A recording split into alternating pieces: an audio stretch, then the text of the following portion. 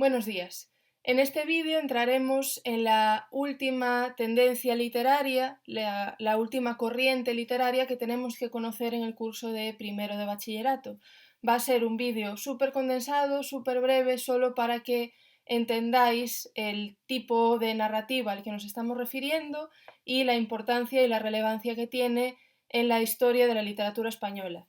Se trata de la narrativa realista y naturalista. Naturalista un poco en menor medida, porque veremos que el naturalismo es más bien un movimiento europeo que algunos autores asimilan en España, pero es el realismo la tendencia que tiene más arraigo en la literatura española. Como ya fuimos viendo a lo largo de todo el curso, es importante recordar que muchas veces en la historia de la literatura y en la historia del arte, los movimientos artísticos constituyen como un mínimo rechazo o una transformación de lo anterior. ¿Nosotros de dónde venimos en nuestra explicación de la literatura española? Venimos del romanticismo, que es un movimiento muy individualista, muy llevado por la emoción, muy fantasioso en muchos sentidos, y el realismo constituye un ligero rechazo a esta tendencia anterior.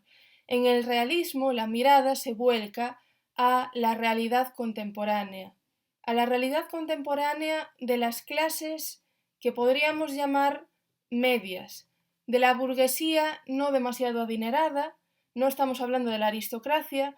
Tampoco solemos hablar del proletariado, aunque habrá autores que sí lo miren y que sí escriban relatos alrededor de la vida obrera, pero la tendencia general será a hablar de estas clases medias. Una mirada lo más objetiva posible y lo más documentada posible acerca de la realidad contemporánea, acerca de lo que tienen alrededor. Entonces, para eso, el género literario más apropiado o el que más les gusta va a ser la novela. Y van a ser novelas muy extensas, van a ser novelas tremendamente descriptivas y van a ser novelas en las que cada uno de estos autores intente reflejar de la mejor manera posible la realidad que está viviendo. ¿De dónde viene el realismo? ¿Qué autores realistas hay en Europa que influyan mucho a los autores españoles? Bueno, tenemos a Stendhal, que escribió El rojo y el negro, traducido como rojo y negro también muchas veces. Esta obra es la considerada primera novela realista. Tenemos a Balzac, súper importante en Francia. Tenemos a Flaubert, que es el autor de Madame Bovary, que es una obra tremendamente importante porque dialoga con otras obras europeas, que veremos ahora mismo. Después tenemos a Dickens, que es un autor del que se conoce mucho porque siempre se conoce más de los autores ingleses. Es el autor, por ejemplo, de Oliver Twist, que es una obra conocidísima. Tenemos a Tolstoy, que escribió Ana Karenina, que es su obra más conocida, también escribió Guerra y Paz, y tenemos a Dostoyevsky con, por ejemplo, Crimen y Castigo, o Los hermanos Karamazov. Tolstoy y Dostoyevsky son rusos, perdón, que no lo he dicho antes. Todas estas obras que os acabo de citar y estos autores son, digamos, autores magnos, autores conocidísimos de la literatura mundial, y todos comparten ciertas trazas, ciertos rasgos realistas. Son autores que hablan de su mundo contemporáneo y que ejercen una crítica muy activa hacia lo que están mirando. Y una mirada que, sin pretender salir de la objetividad, nos muestra un mundo contradictorio, nos muestra personajes complejos, ya no son personajes arquetípicos como sucedía en el romanticismo, que eran, pues eso, el pirata o el reo. Este tipo de personajes tipificados, ¿vale? Que responden a una serie de características muy fijas. En el realismo pasa todo lo contrario. Los personajes son, digamos, más parecidos a las personas de lo que son los personajes románticos. Son personajes contradictorios, personajes que cometen errores, personajes que muchas veces no saben lo que quieren, que no están guiados por una línea, por un objetivo claro, personajes frustrados, personajes que sufren las ventajas y desventajas de poseer una determinada posición social o un determinado orden público, mucho más realistas en todos los sentidos del término. Tolstói con Ana Karenina y Flaubert con Madame Bovary son dos autores que complementan muy bien La Regenta de Leopoldo Alas Clarín, que es uno de los autores de los que vamos a hablar a continuación. Tanto La Regenta como Madame Bovary como Ana Karenina hablan de mujeres pertenecientes a una burguesía muy acomodada, frustradas a todos los niveles, a nivel intelectual, a nivel social, a nivel público, a nivel político, a nivel emocional, a nivel sexual. Son personajes tremendamente frustrados que no están a gusto con el lugar que ocupan en el orden social imperante en la época. Entonces son tres obras súper interesantes para leer de manera comparada, pero evidentemente hay que tener mucho tiempo y muchas ganas para hacerlo. Otra de las características de la novela realista muchas veces es su extensión. Os voy a enseñar un momento La Regenta, que como veis me gusta bastante, y Ana Karenina. O sea, son obras muy densas y a las que hay que dedicar mucho tiempo de lectura. Entonces, ¿de dónde sale el realismo en España? ¿Cómo empieza? En 1868 se produce la revolución llamada La Gloriosa, que continúa con el sexenio revolucionario y la Primera República.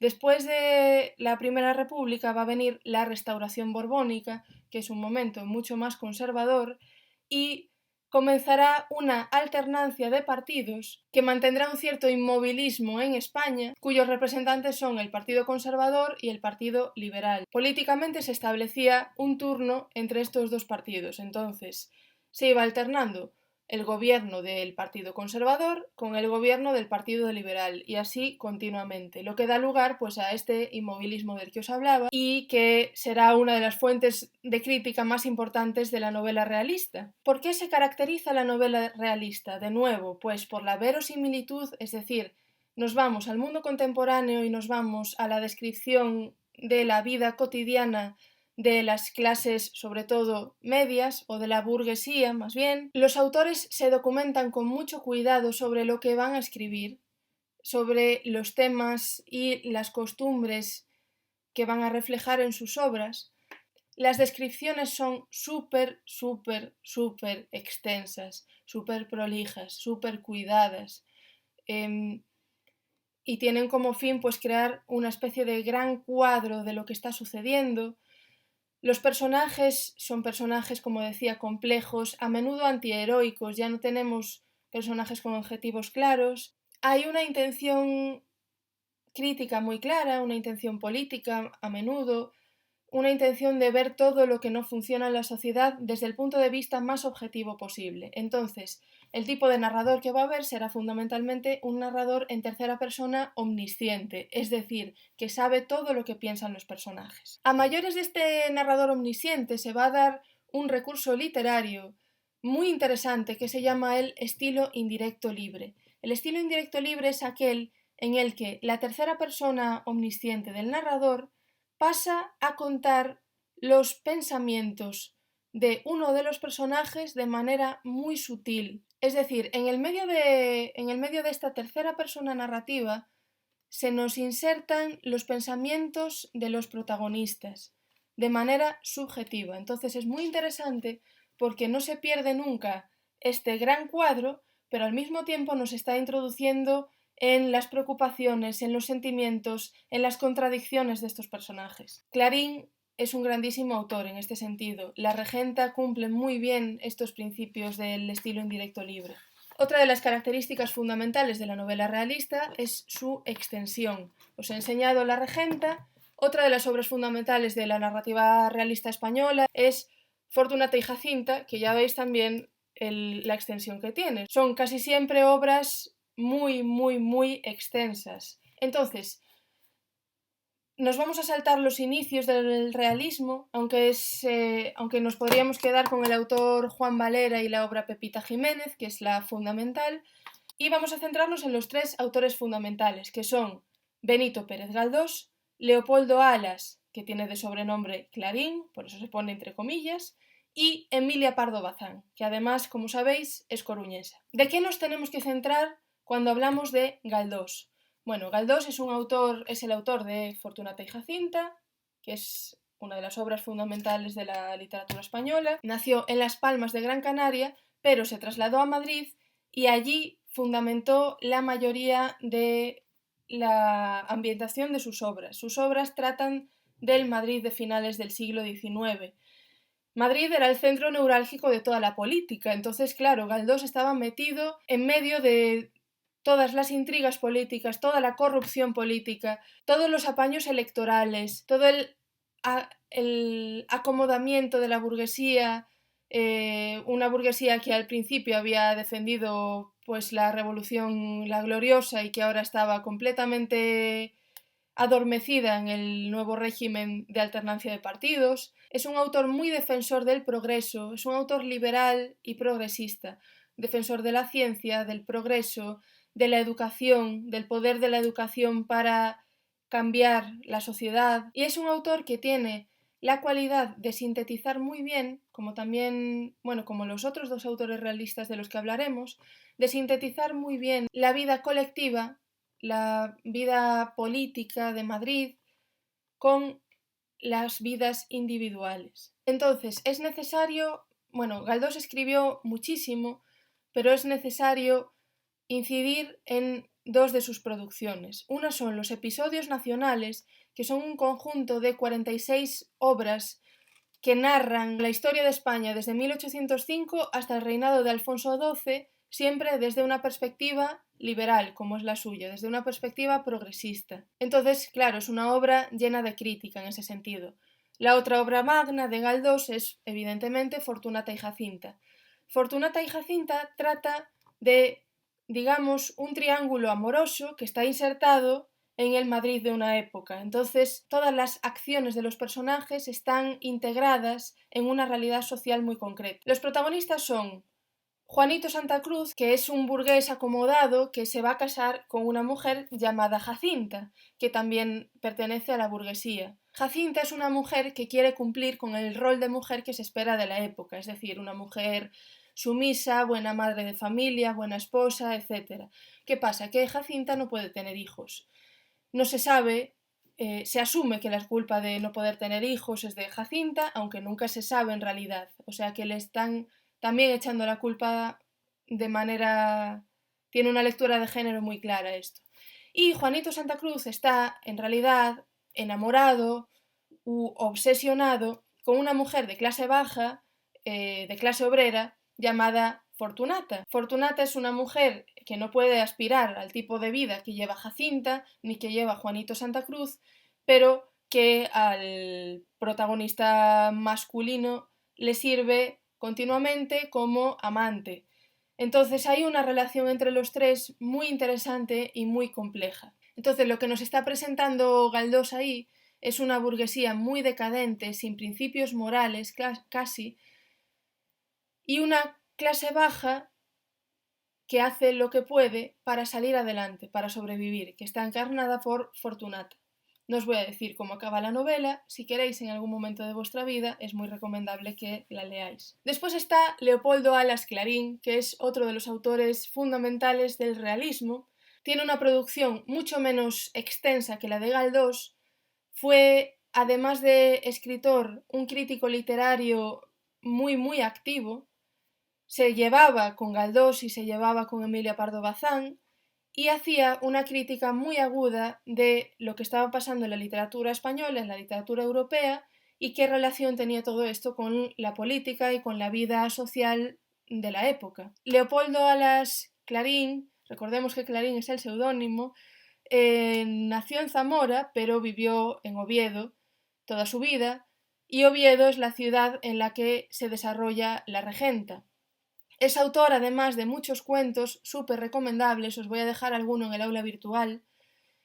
Y La Regenta, que ya os la había enseñado, que la tengo bien estudiada, es una de las obras más importantes de la literatura española y que tiene esta particularidad de relacionarse con Madame Bovary y con Ana Karenina. Clarín era un autor fundamentalmente republicano, o sea, era de ideología muy progresista y era un autor profundamente anticlerical.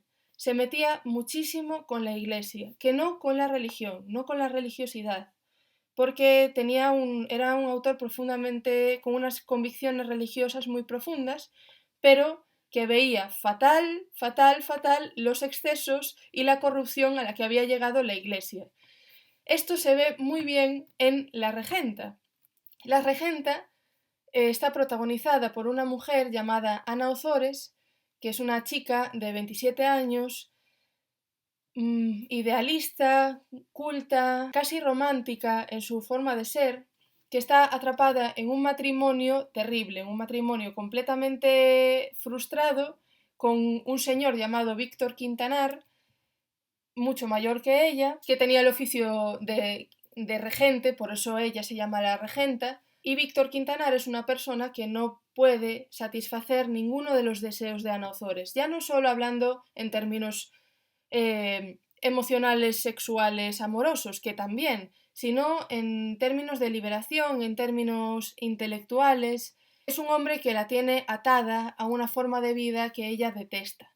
Entonces aparecen otros dos hombres. Uno es Álvaro Mesía, que es un burgués, es un don Juan, bueno, es un auténtico ligón, que se encapricha con Ana Ozores y Ana Ozores pues, se siente muy atraída por él, porque es un hombre muy atractivo. Y después está el confesor de Ana Ozores, que es Fermín de Pas, que es un cura con el que desarrolla una relación que raya en la obsesión, que tiene mucho de tensión amorosa, de tensión sexual frustrada, pero que además pues que tiene la particularidad bastante evidente de que Fermín de Pas es un cura.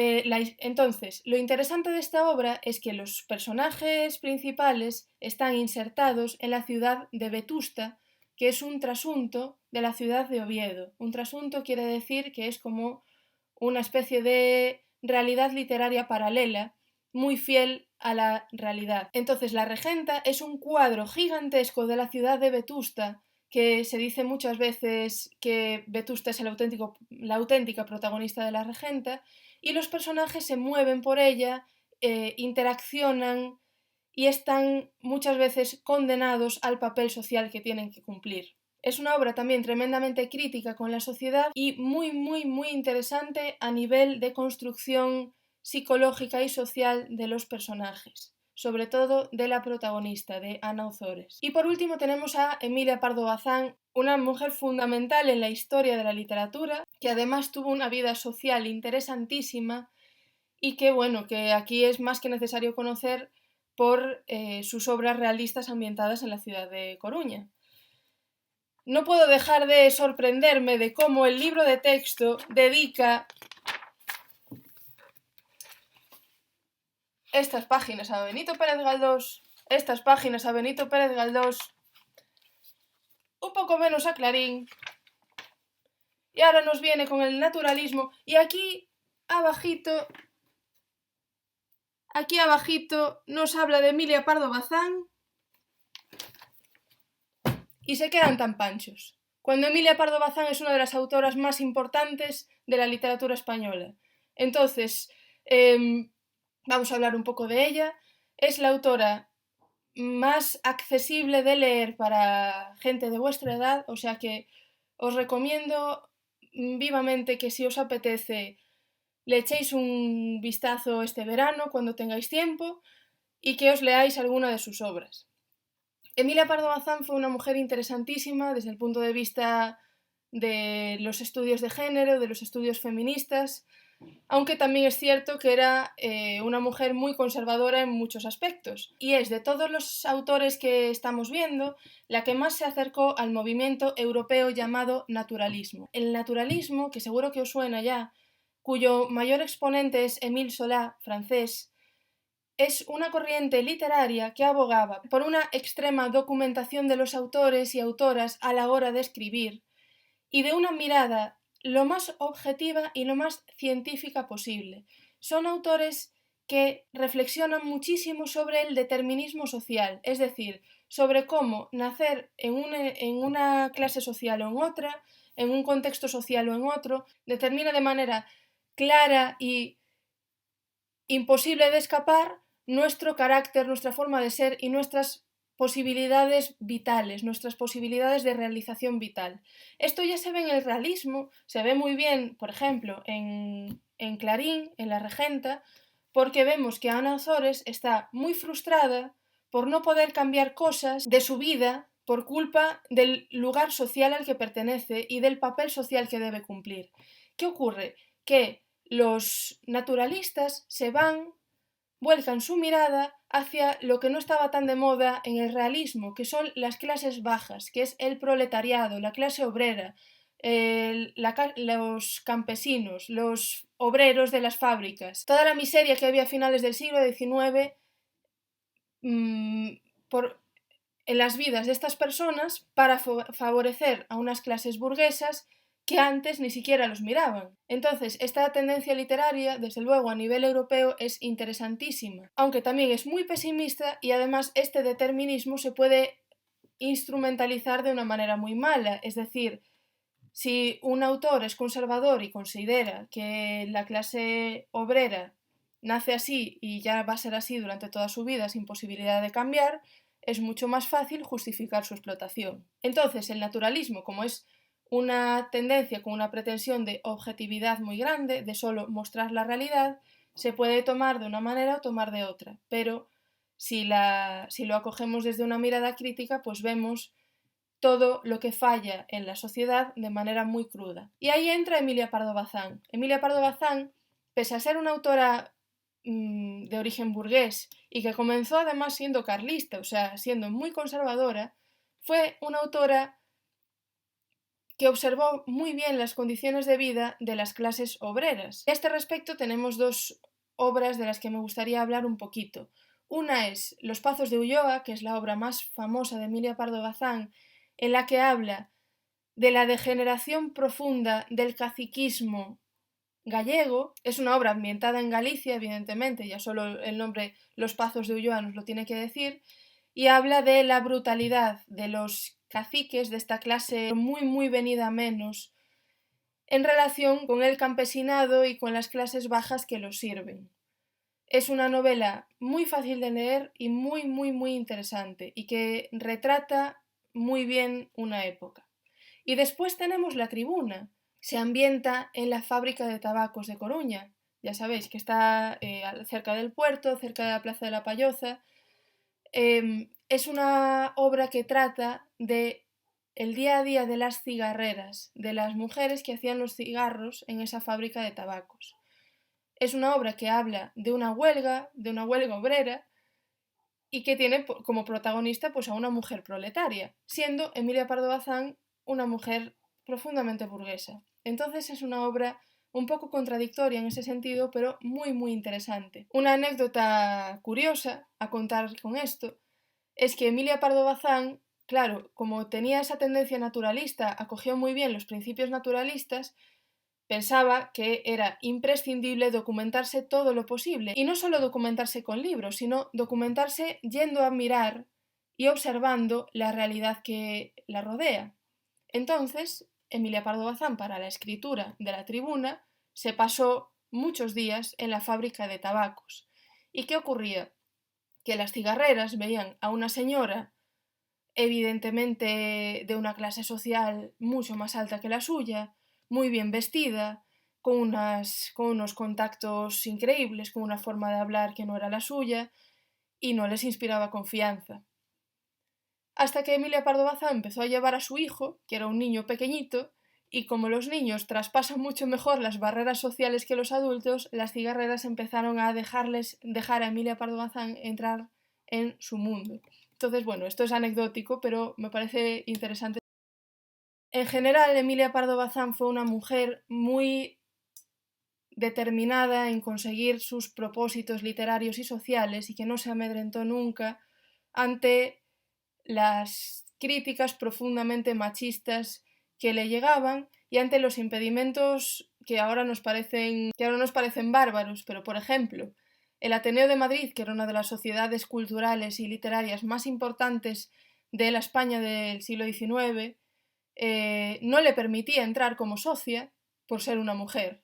Tampoco se le permitía entrar en la Real Academia Española, de hecho la rechazaron 3 veces, cuando sus trabajos, tanto literarios como críticos, eran de una calidad extraordinaria, y al final, gracias a su determinación, a sus contactos y a su posición social, terminó siendo la presidenta de la sección de literatura del Ateneo de Madrid, cuando antes le habían dicho que no se podía, que no había ninguna manera de que entrara siendo mujer.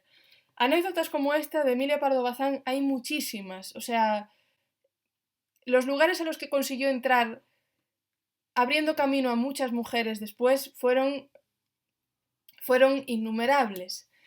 Las relaciones sociales que tuvo y la defensa ferviente de sus derechos como escritora, como profesional, son interesantísimos. Hay un montón de información de Emilia Pardo Bazán. Si queréis profundizar en el tema, es un tema súper interesante. Y además, bueno, pues es una escritora de aquí, así que qué menos que dedicarle algo más de tiempo. Y bueno, se me olvidaba comentar algo sobre La Tribuna, que es que así como Clarín llama Vetusta a la ciudad de Oviedo, y es una especie de realidad literaria fundamentada de manera realista en la ciudad real de Oviedo, Emilia Pardo Bazán hace lo mismo con Coruña, llamándola Marineda, que es un nombre que probablemente os suene por otras cosas, pero que viene de Emilia Pardo Bazán y de su transformación de Coruña en Marineda en La Tribuna. Y nada, me gustaría mucho que esto hubiera sucedido de otra manera, me gustaría mucho haber profundizado más en la narrativa realista, porque además en este caso no me tiene sentido mandaros un trabajo de redacción sin que hubiésemos tenido primero tiempo a debatir y a comentar entre nosotros una serie de textos. Entonces, simplemente mi propuesta es esta, que hayáis visto el vídeo, que le echéis un vistazo al tema, que le echéis un vistazo si queréis, que leáis los textos, los cuentos que os pondré en el aula virtual y bueno, animo personalmente a cualquiera de vosotros que quiera profundizar en alguno de estos autores y autoras. Y si queréis saber algo más o queréis que os dé más información, pues estoy aquí, evidentemente, para lo que sea. Así que nada, que tengáis una buena semana y cualquier duda ya sabéis dónde estoy. Hasta luego.